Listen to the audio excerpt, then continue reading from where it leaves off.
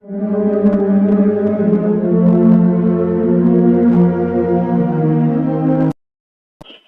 buri muntu wese umwete kuri channel yitwa Kanyagenge TV Musaga kuri subscribe ndabashubuje buri muntu wese uhitamo gukora gukirike kuri no video ndamushimiye cyane urakoze cyane uyu munsi kagiye kureba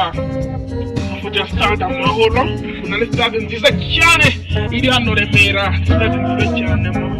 Stade Amahoro mukanda gato ndaza gukora indi video mbereka amakuru ejo hazabera match kuva gatatu n'esheshatu ekipe ya APR izabikina n'ikipe ya Rayon Sports ni match zabejo tubaza ko tuyizengura reka turebe uko Stade Amahoro imeze reka tuyirebe dore ngiyo Stade Amahoro urayireba ngani hejuru yayo ubwo ni kwikikijwe n'ibindi bivuga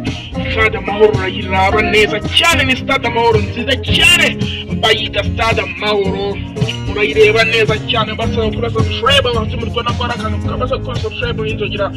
tugira aba subscribers igihumbi tuwemo n'ikipe nicyo turi basaba. Alright, Stade Amahoro kabariye dukomeje kureba dore bakitangira kubaka ni Stade Amahoro ijyamo ibihumbi 40 by'abantu ejo hazabera match mbasaba gukora subscribe match ejo mugazayitabira Stade Amahoro urayibona neza cyane Amahoro Stadium murayibona neza gatanu kuri gatanu basaba gukora subscribe Kanyagenge TV channel yaje kubaberaho kubumbura ubumenyi no